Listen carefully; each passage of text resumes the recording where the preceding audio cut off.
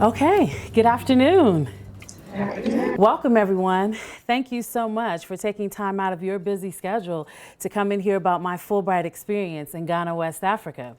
Fulbright has indeed been the most rewarding and fulfilling professional opportunity of my lifetime thus far. And this year, I began my 14th year as a teacher educator. Hands down, the opportunity to represent the United States as a cultural and academic ambassador, as well as UNC Asheville as a scholar in an international setting with wonderful colleagues, amazing students, and a country so rich and beautiful. The people, the history of the country, the contemporary ways of the country, as well as their transformative step to be an inclusive society in regard to their K-12 schools.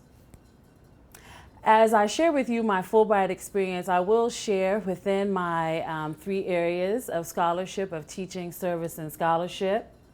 But I do want you to know that this Fulbright journey did not happen overnight.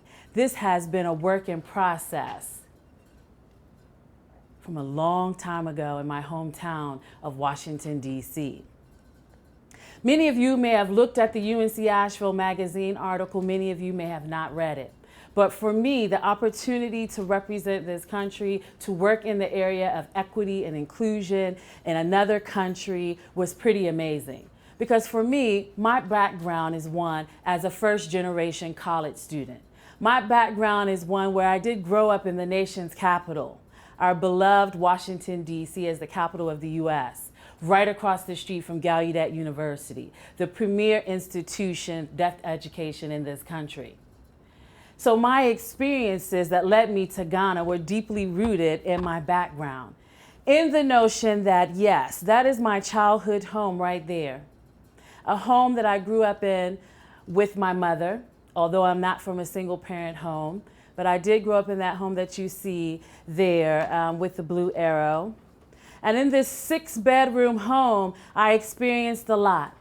I experienced a lot in terms of what it means to live in Washington, D.C., the other side of Washington, D.C. Not Georgetown, not the federal district, but a neighborhood that taught me a lot about marginalization, that taught me a lot about oppression, that taught me a lot about what it means to be disenfranchised and to be excluded. Hence, it nurtured my passion and desire for my lifelong work in equity and inclusion. Also, when I was 10 years old, I had the unfortunate experience of being caught in a drive-by shooting with warring gangs. And that experience, learning to lose the ability to walk, learning what it's like, how people view you when you don't have certain abilities as society sees as typical or normal. When you quote unquote deviate from the norm, how you're viewed, how people treat you. And it was a lesson for me. It was my first real experience in what it's like to be a person with a difference in ability. Maybe this is not the Washington, D.C. that you know of, but it is my Washington, D.C. One that's varied and complex with the greatness of the U.S. Capitol and the monument and all of those iconic places that you see there. With Gallaudet University in the background right across the street from my home, and the opportunity at an early age to work with individuals who are deaf and to learn sign language also at an early age. And then to be a survivor of gun violence. And then move on to Ohio University for all 3 of my degrees in special education as a first-generation college student. All of this impacted my desire and my commitment to equity, diversity, and inclusion. In addition to my early experiences, I want you to understand my philosophy. My philosophy is grounded in not only my early childhood experiences, but also my professional experiences as a teacher and a special education supervisor. I had the wonderful opportunity to work in Ohio as well as Hawaii as a special ed teacher, as a youth correctional facility instructor in the summers with incarcerated males, as a home hospital instructor going to places like Kapi'olani Children's Hospital on the island of Oahu, where I worked with students with leukemia. and also going back to my hometown, Washington, D.C. for a short period of time to work as a special education supervisor for the District of Columbia Public Schools. And now, as I shared with you, 14 years now, beginning of my 9th at UNC Asheville as a teacher educator. All of my experiences anchored in anti-deficit thinking. Not saying what people can't do, not saying, I don't think so. They come from this place. They had this experience. Don't you know that family is poor? Don't you know this kid has this struggle, this challenge? They can't do it. My idea has always been steeped in no, people can. So let's have a social justice framework to bust open deficit thinking, to bust open the notion that people that are differently abled, that have a difference in ability, are not capable. Let's take out deficient, because we know that difference is not deficient. So my entire life, in my experiences growing up in Washington, D.C., as well as my experiences as a professional educator, steeped deeply in equity and social justice, led me to Ghana. As I shared with you, I always said, if society is thinking about people who are differently abled as saying that they cannot do something and we want to marginalize them, we want to disenfranchise and oppress, that sounds all too familiar to me and something that I could not allow. I do see people in my field of special education as differently abled, ones with strengths, with assets, who should be included and valued as fully complex human beings in our society. I also view that difference is non-problematic and it is valuable and normal. I know you all know this, but of course I just like to be frank and honest. What led me to Ghana, West Africa, my own personal journey and my experiences, as well as my philosophy that led me to a 2017-2018 Fulbright grant in Ghana on inclusive education. I've already shared that some of my guiding principles of my work has been social justice, has been inclusion, equity, and diversity. Let me share with you a little bit about what I mean by equity. This is not necessarily my favorite graphic, but it does get at the notion of and debunks when people say, no, equality, everybody should get the same thing. And in special education, we often talk about in terms of equity for students with differences in ability, that it's not about everyone getting the same things. Teachers have to differentiate. There are different supports. There are different scaffolds. If everyone gets the same thing, is it actually just? No, not necessarily. We also talk about equity in terms of removing systemic barriers. That equity is not about saying, okay, if we treat people fairly with different supports that he or she may need, that means that everything is okay. No, it also means that there are barriers that are there and we have to also work on removing those barriers. And so that's what I mean by equity in terms of my guiding philosophy and also what led me to Ghana with equity in mind. What else led me to Ghana? Inclusion.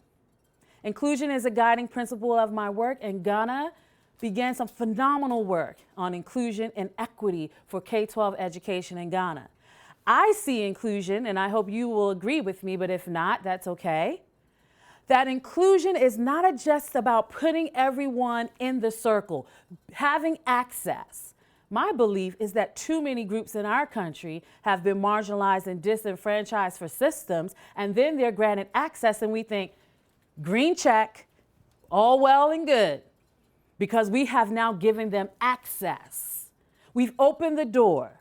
With Brown versus Board of Education, we had black schools, we had white schools, and then all of a sudden we had integration post-1954, and then we said, everybody is included. We have access.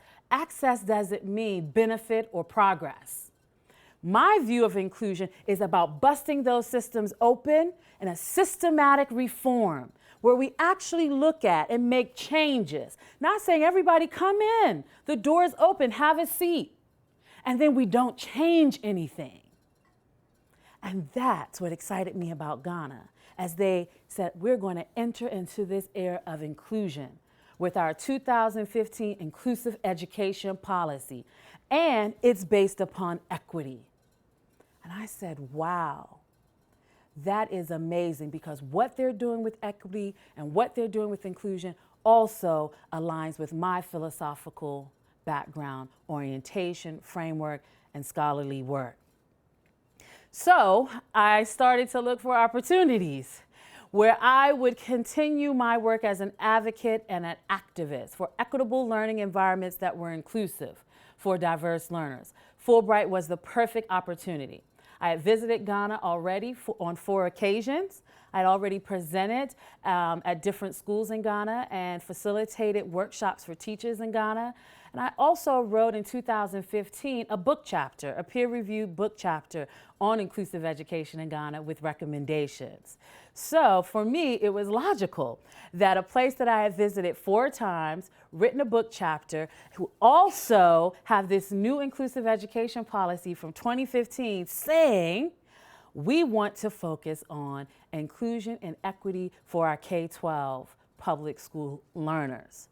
Thus, I applied for the Fulbright program. Many of you already know the mission of the Fulbright program to increase the mutual understanding between the people of the United States and other countries. It is also considered in the terms of Fulbright as the flagship international education exchange program sponsored by the U.S. government.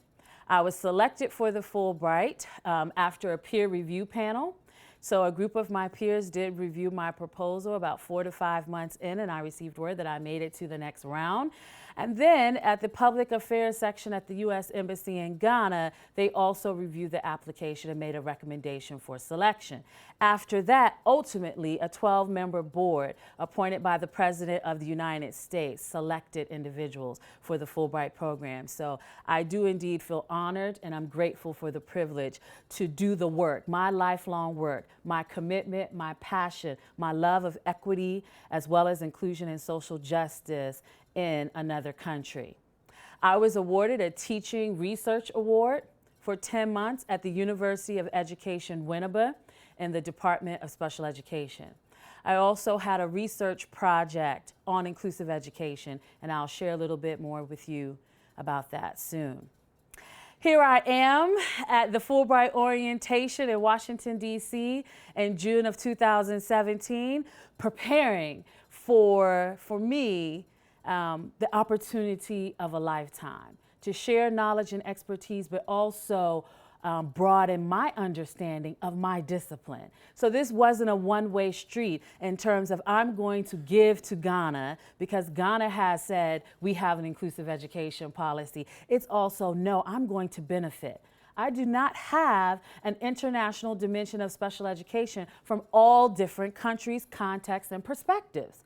I do from an American perspective. I did, before going to Ghana, had a little bit of a Ghanaian perspective, a small bit thanks to the Study Abroad Office and the program there to go to Korea and also gain insights there, but not really. So it was a mutually beneficial relationship and opportunity so that I could also enhance my own global competence and intercultural competence in my beloved field of special education. Ghana was the site of my Fulbright experience. I know many know that it is the first sub-Saharan country in colonial Africa to gain its independence.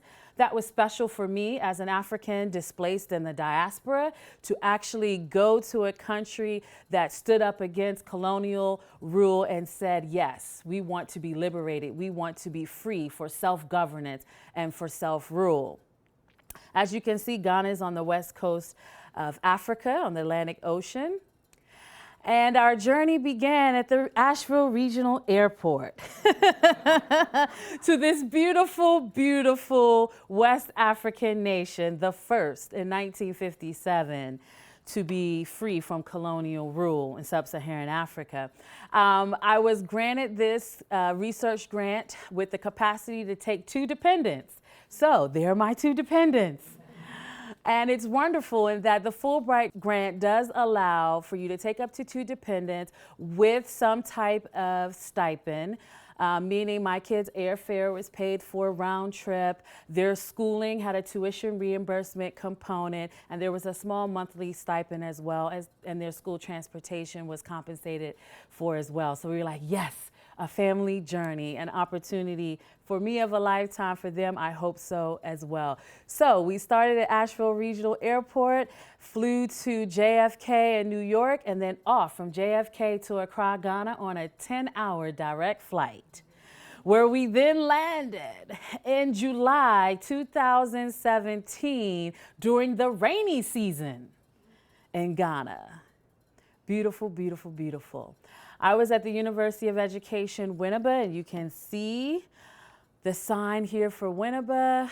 It was approximately 40 miles from the capital city, Accra, in Ghana. So we're on our way.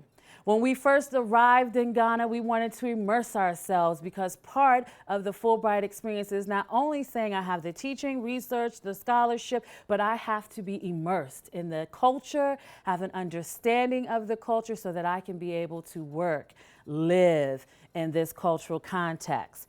When we arrived, there was something called Panafest, and we actually got to go to a festival that welcomed home Africans from the diaspora. So there were many there from the United States, from the Caribbean, as well as the United Kingdom, who all come to Ghana every other year. It's held for this Panafest.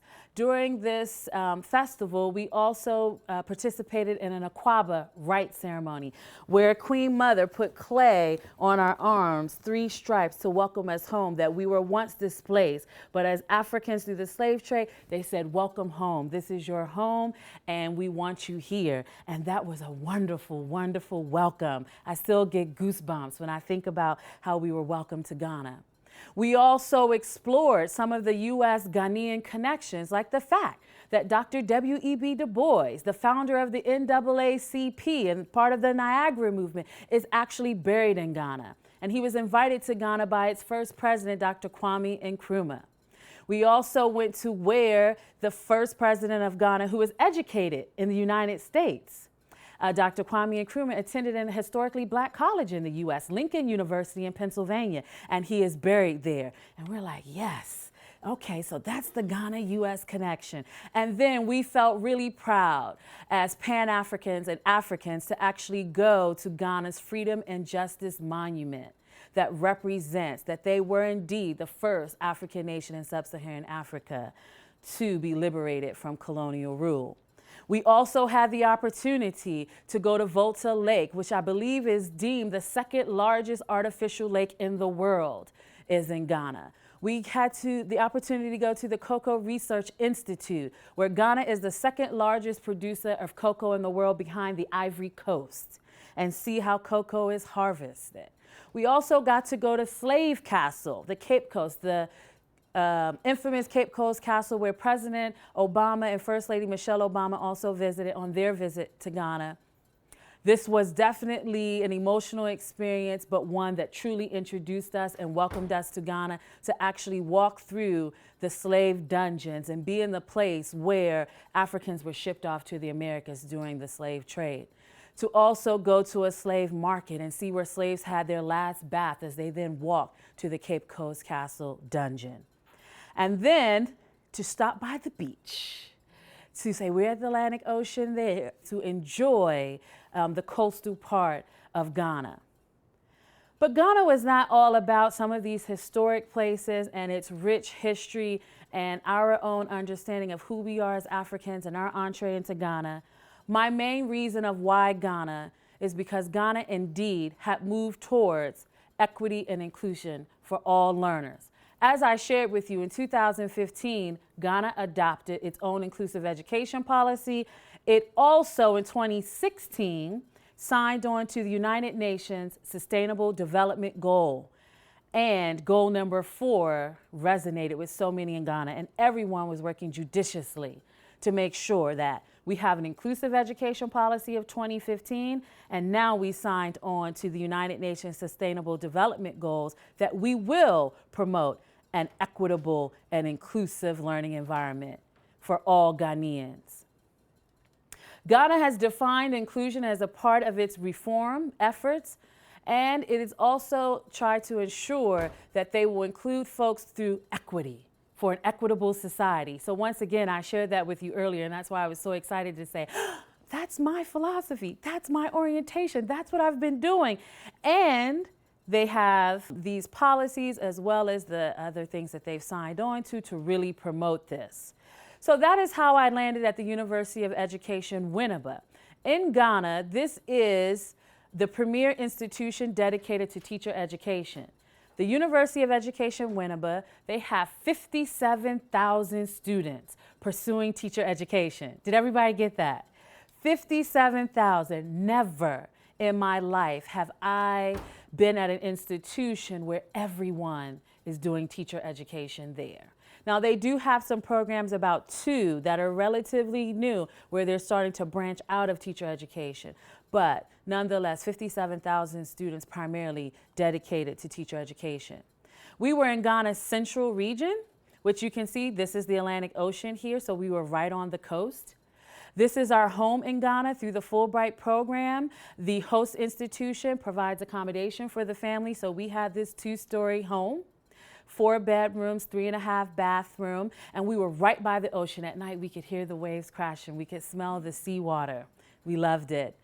And this is where I worked in my teaching, my research, as well as some of the opportunities that related with service inside the university. This is the Faculty of Educational Studies block, and the Department of Education was here on the first floor.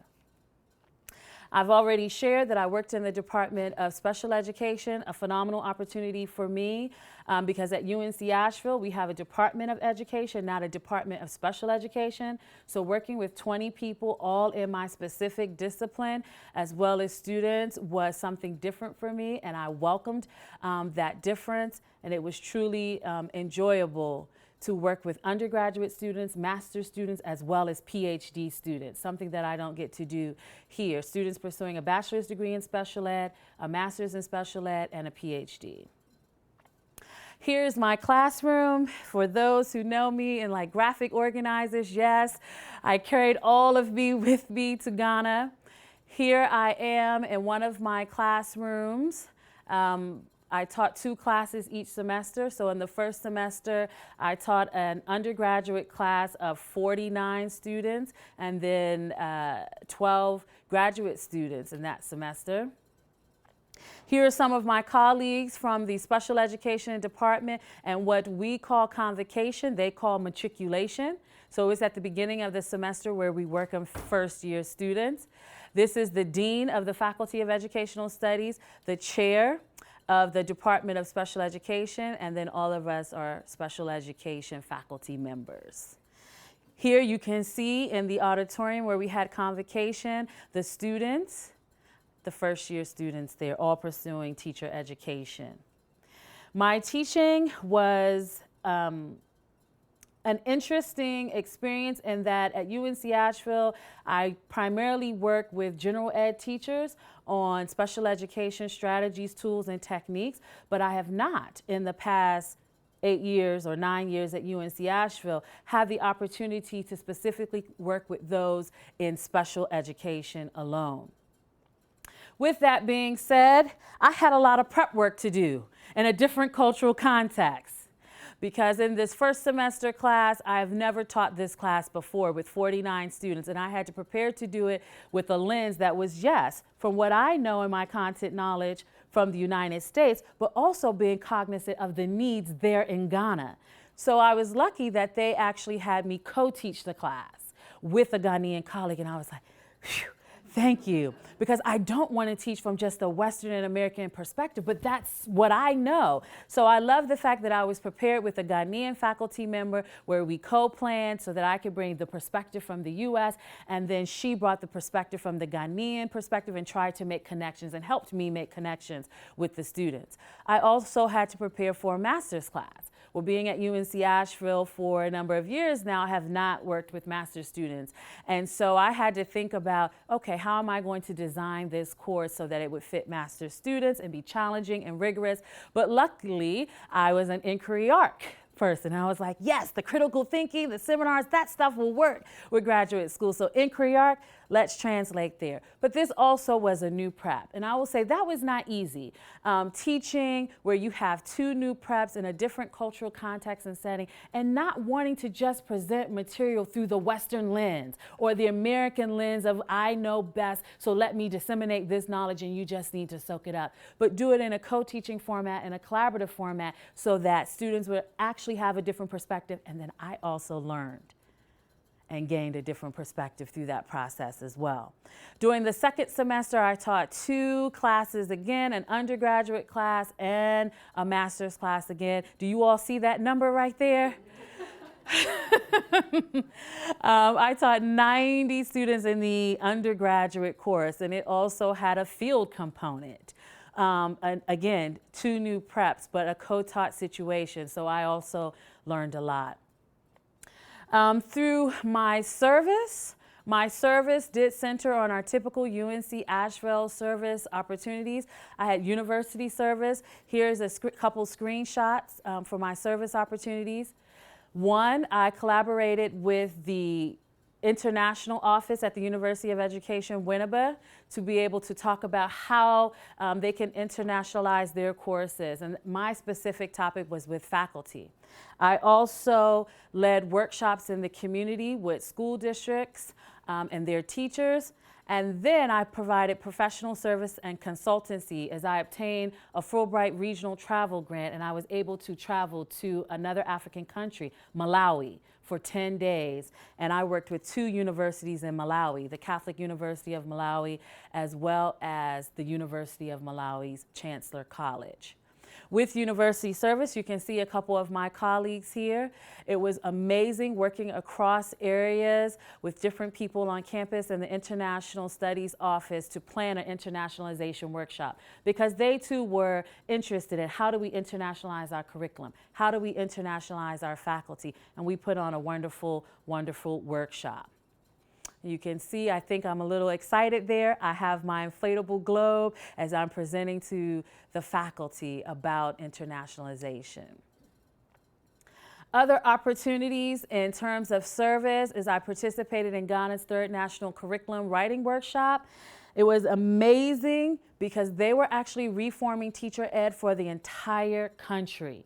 And so to have the opportunity to participate in that and have my imprint there, my perspective, but then also to gain.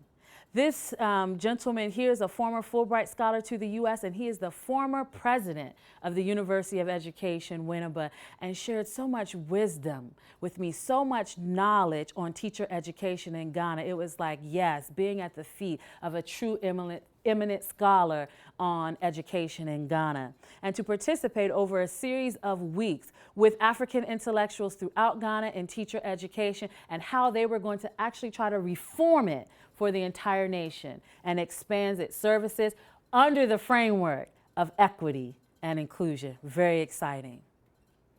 Other opportunities I had for service outside of university service, and these are just a few highlights, were with community and professional service. I was an invited speaker, workshops, and I shared with you that I went to Malawi. This is one of the highlights that I'd like to share with you, is that I organized a forum with the Basic Education Department, which is at UEW Elementary Education. We said, we have this new inclusive education policy from 2015. Then we have Ghana signing on to Sustainable Development Goal number 4, that we are going to promote inclusive education. What can we do with our students at the university? So another colleague and I, across departments, which people were like, wow, that's great, because you're not working in silos. It's not special education saying, we're the only ones responsible for inclusion, and it's not basic education saying, we don't have anything to do with that. Special ed has that. So it was a true pleasure for me to say, let's not work in silos, let's work with another department, and since it was the elementary ed department, let's look at children's literature and how we can foster inclusive education via children's literature. So much so, this inspired the basic ed teacher that when she teaches the class this semester, they don't call them fall and spring because they don't have fall and spring in Ghana, they call it first semester and second semester, that she is going to have children create children's books, featuring differently abled children. Because through our program, we were only able to find 1, 2, 3 in Ghana that we could get our hands, 4, excuse me, because this Lolly is deaf. 1, 2, 3, 4. However, I had, through Amazon, I had shipped over 25 children's books with kids with disabilities, but I like their perspective. Oh, it's good that you shared the American books with us. That will help us. Excellent. And we could only find these 1, 2, 3, 4 in Ghana. So why don't we have our licensure students actually create them? So that when our elementary ed students go out to the schools, they will take Ghanaian-based readers. And I was like, yes! I'm not saying use the American ones, just as an example. That's what I have. And they were so amenable to that. So it was fabulous to be able to work with a colleague to put together this program to promote inclusion through children's literature, and then spark the idea that no, we don't have to just use the American books, that we can create our own from our own cultural context and take that out into the schools. Many, many, many different workshops through my community and professional service. One that was notable is the workshop I did in Cape Coast, which is the capital of the central region of Ghana, where I was for 10 months. I conducted a workshop on universal design for learning. In Ghana's inclusive education policy, they said they have 2 different frameworks that guide their inclusive education policy. One was child-friendly schools, and one was universal design for learning. I said, another win, because guess what I teach at UNC Asheville to our teacher licensure students? All of our students take Ed 346, teacher licensure students take Ed 346 with me, where we talk about the diverse classroom, and universal design is one of the 5 major instructional approaches that we talk about for inclusive classrooms in the US. And that was in Ghana's policy. So I'm like, great. But I found out that not everyone knew about universal design for learning. As I was out in the schools observing, teachers were saying, I think I've heard of it before. So it's in that policy we adopted in 2015, and now you're telling me it's 2017 and I don't know about it. And I said, but that's okay, let's have a workshop.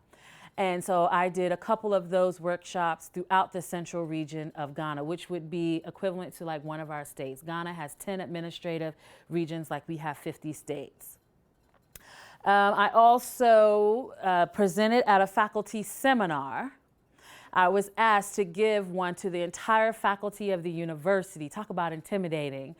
And I'm still nervous, even as I'm speaking to you today. There's always this little anxiety. But I did speak to, and someone, one of my colleagues caught an action shot of me speaking to the faculty there. And I had everybody standing up. So see, you're lucky today because you're just sitting right now. And I'm trying to stay in a certain spot here. But it was amazing being able to present to the entire faculty of the university. It was indeed a welcome or an induction to say, you are our Fulbright Scholar. We want to welcome you. We want everyone to hear from you. And they asked that I talk about inclusive classrooms, so how faculty can even make their classrooms inclusive. I then had the opportunity to work with an organization, a nonprofit organization that for me is really doing work to address invisible differences in ability. Primarily at the University of Education Winneba, there are 3 units in the Department of Special Education. There's the Visual Impairment Unit, the Hearing Impairment Unit, and the Education for the Intellectually Disabled Unit. And I said, I'm mild moderate special education. So they placed me in the Intellectual Disability Unit. And then I said, but I do have expertise in learning disabilities. What about learning disabilities? It does not exist as a unit at UEW. So this organization is doing groundbreaking work to get Ghana to think about there are definitely kids that have dyslexia. There are kids with dysgraphia, kids with dyscalculia. And so I was really honored when they reached out to me and heard that I was at the University of Education Winneba to talk to teachers in local school districts about learning disabilities. What is a learning disability? What are the 3 main types of a learning disability, and how might they manage students in inclusive classrooms with that? Here are just a few shots from those experiences. You can see me there presenting one school district, the Ajumako, Enyan, Essien district, as well as the Kasawa district. And then finally, I have my scholarship or my research in Ghana. I have 2 collaborative projects with the Special Education Reading Resource Center, a narrative research project, and then I had 2 independent research projects. Let me start though with the premise that before I could begin any of my research, I really had to gain an understanding of what inclusive education meant in Ghana. So this is a photo from the regional coordinator of special education. This was part of my entree. How do you get in and talk about you're going to do research in inclusive education while you're there, since you have a teaching and a research grant? Is that I had to gain entree as a qualitative researcher. I had to go to the regional coordinator for special ed in the central region and say, what does inclusive education really mean in Ghana? What's your definition? And of course I was pointed to, this is how we define inclusive education in Ghana. We have the inclusive education policy of 2015, and we see inclusion as a way to basically create a more equitable society. We want all the students in the regular classroom. And I said, okay, you want them all in the regular classroom. You want them all in the inclusive classroom. And it was like, yes. So part of that, to gain entree, to go from being an outsider to an insider for my research activity, I met Ghana's National Director of Special Education, Mrs. Amina Acha, and she presented the policy to me. I also met with the Central Region Coordinator of Special Education, as well as the Regional Inclusion Coordinator. So I will say, although it looks nice and neat on a picture and in this short presentation flow, it takes a lot of work to get people to introduce you to the stakeholders and then to be granted a meeting with the stakeholder. Yes, the Fulbright Scholar helps because then people are like, okay, they recognize that name. It gives you a little privilege and prestige, so it can open the door, but it's still, I had to be persistent to be granted these meetings so that I could have understanding of how inclusion is currently operating in Ghana. From there, I also went to Ghana's Federation of Disability Organization. They have quarterly National Disability Network meetings where they bring every NGO, non-governmental organization working in disability advocacy in Ghana together on a quarterly basis. Indeed, I had to request, to initiate the interaction and request to be involved, and they definitely welcomed me and opened their arms to me for all different organizations, whether it's a representative from the Stuttering and Stammering Association of Ghana, whether it is from the Albinism Association of Ghana, whether it is for students with orthopedic and physical disabilities in Ghana, or from Inclusion Ghana for students with intellectual disabilities. These are all some of the leaders that attended the National Disability Network meeting and allowed me to have entree to further and better understand disability in Ghana. I also had the opportunity to visit the National Assessment and Resource Center for Children with Special Needs to see how does Ghana, a nation of 28 million people, assess children for special education services. And you can see here that I went with my MPhil students. So here I am, and then here are some of my Masters of Philosophy students in special education and some of the coordinators at the National Assessment Center. Very important in giving me the opportunity to understand how does assessment take place and what tools are used. I can definitely share in the US, we use a standardized test. We use interviews. We use this. We use an IQ test. Well, Ghana doesn't use an IQ test. They do not have a standardized normed IQ test. So how do you qualify certain kids for special education? Does Ghana have a standardized adaptive behavior skill? So all informative for me. I also visited a special school in Ghana, Joelu Special School, and you can see here it says for the intellectually disabled. I also went there with some of the students from my class, so you can see this is my first year class. I'm here. I blend in, don't I? I look 18, right? I blend in with all of the first year students who were in my Introduction to Intellectual Disabilities course. So you can see that I think that experiential learning is extremely important. And it was also a learning opportunity for me. But for the students in a 100 level class to say, we're not just going to read about what is intellectual disability? What's the history of intellectual disability? Let's actually go to a Ghanaian school for the intellectually disabled and interact with the students and staff there. A wonderful experiential learning opportunity. Back in my town of Winneba, we went to another school, and you can see some of the students, and I do have permission from the school, the head teachers, to take photos.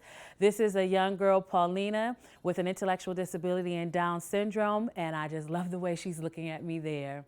But a phenomenal experience with my students once again, and here's my co-teacher, Ms. Ekbosu, so that we have the opportunity to learn how are students with disabilities actually being served in Ghana. This is at an inclusive school, by the way, the Don Bosco School, and they only practice social inclusion there.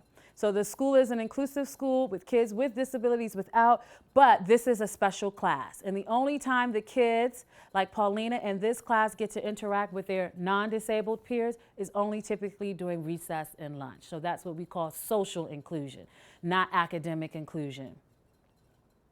Here's inside the classroom.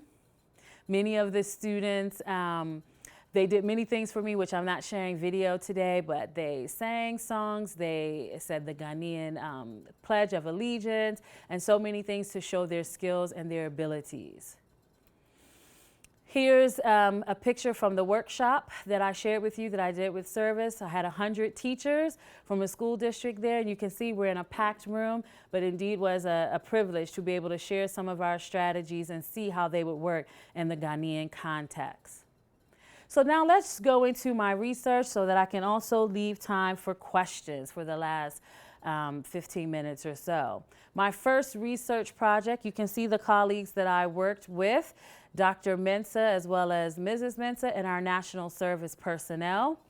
We worked in the Special Education Reading Resource Center because some of the data that's there with the United Nations Institute of Statistics is that 85% of children in sub-Saharan Africa are not learning the basics in reading. So they were like, yes, Dr. Ruffin, our Fulbright Scholar, we see that you have a cognate in reading education.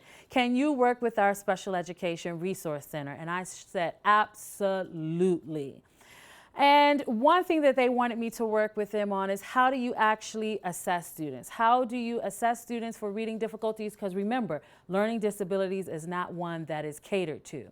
So with that, because there was a lack of materials, this is the Reading Resource Center, and this is the inside of the center, to say, okay, a lack of these screening measures in reading performance.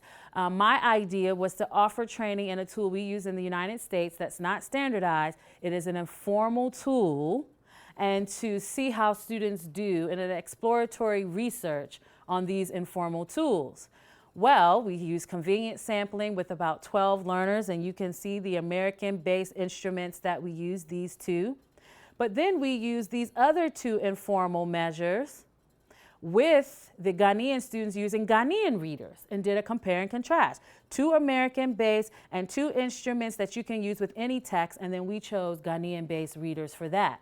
Essentially, students did not do well on the American one. So it was like, yes, there is definitely something called culture. We can't just import and say, let's take an American tool and use it in Ghana. So we learned that when we use tools that are designed from the US, but not formal tools that you can use with any readers, these tools work best with Ghanaian readers. And we currently are working on the article for that.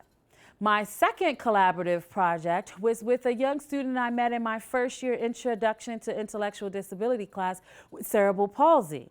And this research is based on the notion that in Ghana, they say persons with disabilities are key stakeholders. So we can't talk about inclusive education without persons with disabilities also giving recommendations. So with my student here, he agreed to participate in a narrative research project to basically give his life history up until his point of how he arrived at UEW as a first-year student studying special education. When he shared with me that when he was born, this was true for him and can be generalized to Ghana, that people told his mother that because he could not walk, he was a snake and should be returned to the river. But we know infanticide doesn't exist only in Ghana. We know infanticide around persons with disabilities really started back with the Greeks and Romans as well, when they would throw babies over the cliffs who were not fit, they deemed as fit. So we see that in many cultures and societies, and Ghana is no different in that sense, that was the kind of taboo and shame and stigma that went along with having cerebral palsy. So I asked him to share his life history. share his life history with me through interview. He had a documentary about his life of how, as a person with cerebral palsy, he's living, and then what would he recommend for inclusive education today, because he did go through integrated schools in Ghana, not receiving too many supports, and then he has now made it to the university as a first-year student, but he is indeed a minority. My third research project, which is an independent one, is that because the inclusive education policy mentioned universal design for learning as one of its 2 guiding frameworks, I wanted to find out teachers' perceptions, and I used a qualitative survey for that.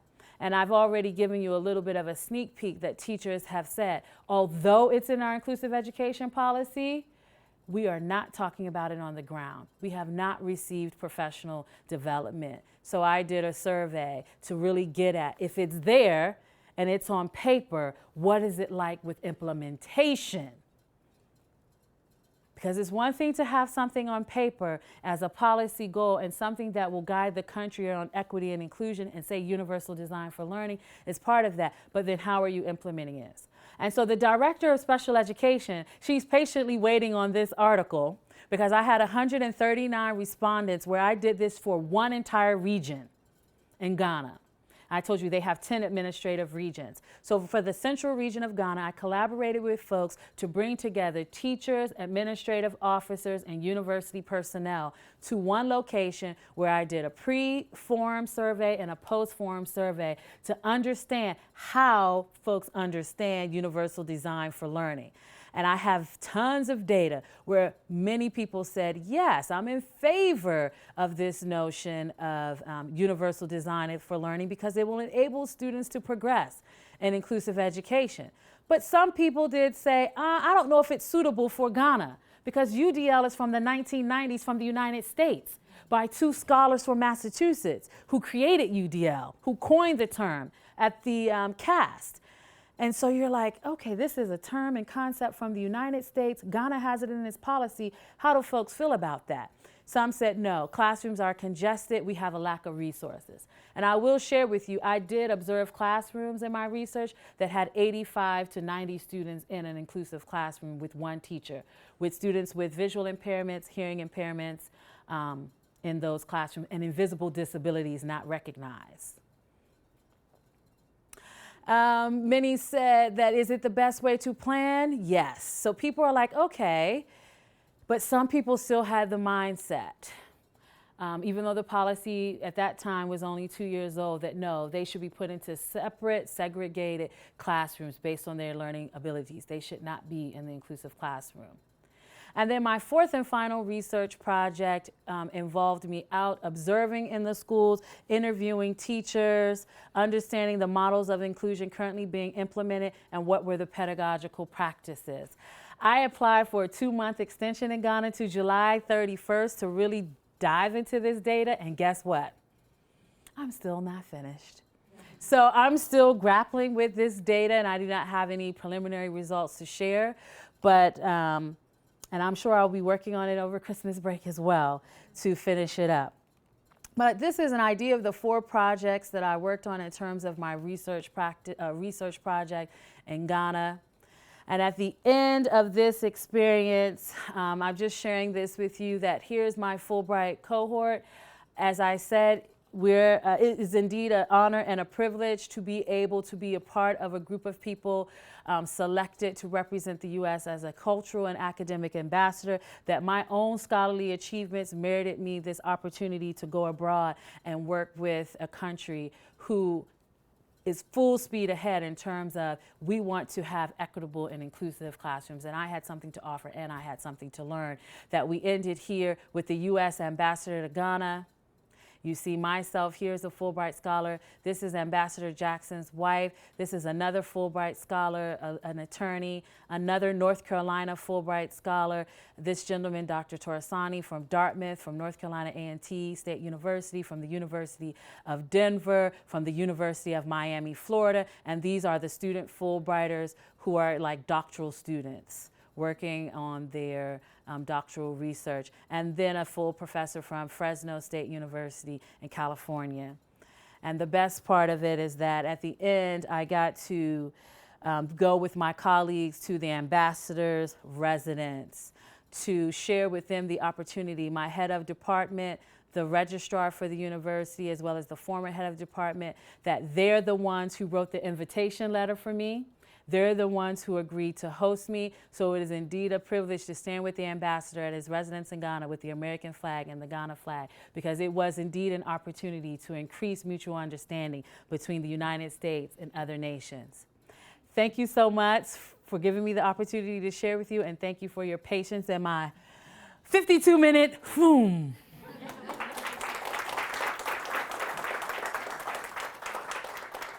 Well, Jean, I tried. I said at the U.S. Embassy, I had an hour and a half, and I said I have this presentation prepped, and I knew I only had less than an hour here. But so I really tried to truncate it from an hour and a half to fit our time frame. But are there any questions with the 8 minutes that we have left?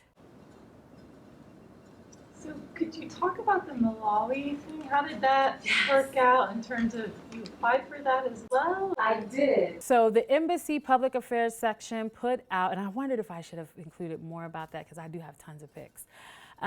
They put out an announcement that for Africa, there's a regional travel grant. So you have to have a letter from your chair of your host institution's department, and then you have to have a letter from the public affairs section, kind of authorizing or okaying you to go to another African country. And I said, what African country would I like to apply to go to? South Africa? I've been to South Africa before. Do I really want to go to South Africa? So I looked at all Anglophone countries. So Ghana's neighbors were out. Senegal, Ivory Coast, Togo, they all speak French. So when the call came out, I looked at Anglophone countries, Uganda, Tanzania, and I selected Malawi because of my interactions with Dr. Dwight Mullen and Dr. Dolly Mullen, who went to Malawi, and they went to Chancellor College at the University of Malawi. So I selected the same college and one other one. But I applied. After you submit a 1-page or 2-page narrative on what you plan to do on a regional travel grant, you have to submit a budget, have the 2 references from the public affairs section as well as from your host institution. Then the Fulbright program will decide how many people they will fund. And they agreed to fund me, I think it was $4,000 to go from Ghana to Malawi for 10 days round trip and back. And so that was phenomenal, in that I contacted 2 universities in Malawi and said, this is what I would like to come to Malawi to talk about, which is around inclusive education and UDL. And they said yes, and they also gave me support letters. I actually had 3 universities give me support letters, and I was only able to make 2. And I had the opportunity at both institutions to work with their students. So I taught a class at one university to senior level students. And then I interacted with faculty at a round table, and then I did a public lecture for that university for like 4 days. And then the other 4 days, I went to the second university and did the exact same thing, interacted with a class that they selected and on inclusive practices, led a faculty round table, and then did a public lecture. And then 2 days to take a deep breath, see a little bit of Malawi. But that indeed was insightful for me, and I was inspired to do it because the only African country that I know so well and I've written about is Ghana, and that was another opportunity for me to go to another sub-Saharan African country. And Malawi is considered one of the poorest nations in the world. It gave me a different perspective. Definitely different in terms of its development stage in Ghana. And that was insightful for me, and it definitely broadened my own global competence in navigating a country that was not as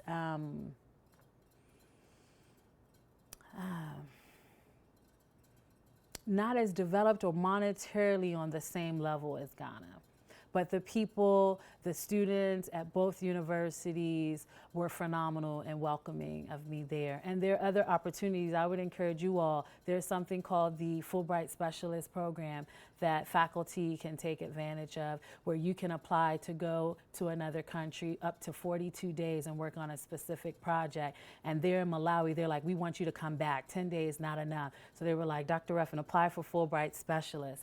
And so even though that's something I'm now considering because it's short term, but for the faculty members here, that's something you can also pursue. Would you like to go and do something up to just 42 days maximum in a country where you are able to work on a project that they say, this is what we need help with, work on this project? Thank you. Anyone else? This is just a comment. I just want to say I so appreciate your energy, your passion, even your picture in there. There's such royalty in just looking at you, even in this particular picture within that, and to bring that back and to also know that you'll be continuing to help the up and coming educators here is so powerful, and so I'm so appreciative and I'm grateful. Thank you. Yes, thank you. Thank you, yes. Whew, it taught me a lot.